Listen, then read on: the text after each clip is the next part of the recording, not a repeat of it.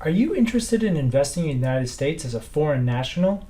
Watch this video to find out what types of taxes and restrictions the United States applies to foreign investors in commercial real estate.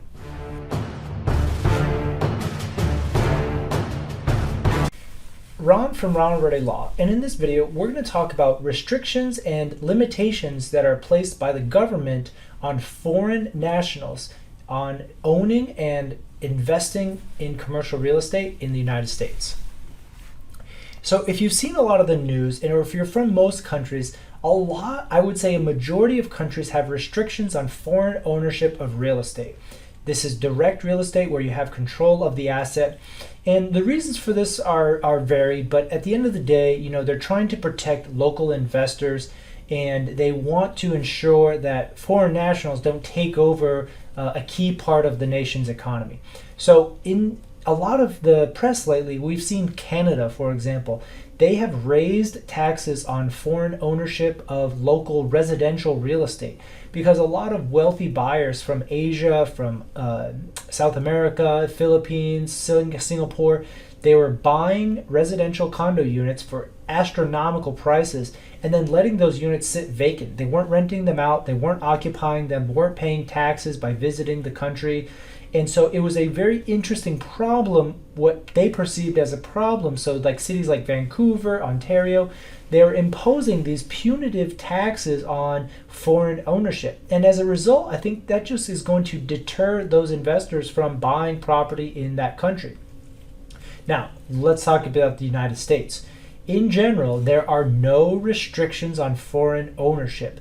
There are no percentage ownerships, except for maybe tax consequences when you sell, but that's only a deferral of cash flow. And what I'm talking about is FIRPTA.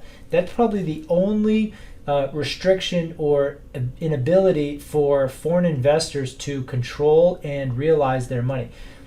FIRPTA, in essence, is a withholding duty by the buyer of commercial real estate to remit proceeds to the IRS. The seller will then be obligated to file a U.S. tax return, and then they'll be entitled to a refund of those FIRPTA proceeds.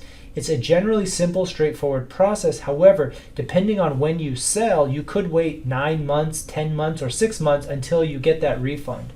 However, if you closed at the end of the year, say in November or December, you would then promptly file a tax return in the next 30 days. You could get that money back much faster. So that's at the federal level. What about at the state level? The examples that I highlighted in Canada were all at the provincial or local municipality. Are there any states or cities that impose taxes or fines on restrictions on foreign ownership? Again, that answer is no.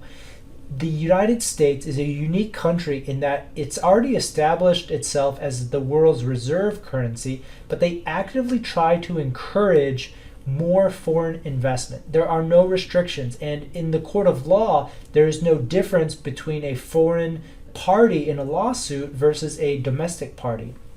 Another prohibition is percentage of ownership. A lot of foreign countries will restrict ownership amounts so that, for example, you must have 10%, you must have 20% of local domestic ownership as a partner on every real estate deal. That is not the case in the United States.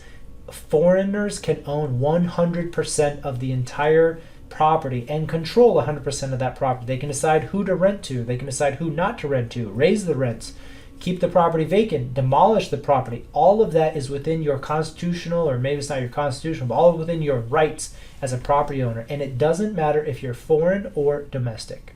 That said, lending can still be a difficulty for foreign investors because you are generally required to have an ITIN. That's an International Taxpayer ID identification number. And obtaining an ITIN is not easy. It's not as easy as it used to be, but contact the law firm. We can walk you through the process and help you get the ITIN, which will facilitate lending in the future. So that's it. The United States is a great place to invest as a foreigner. There are no restrictions, no additional taxes, and it's generally a very welcoming environment from a legal standpoint on foreign ownership of commercial real estate.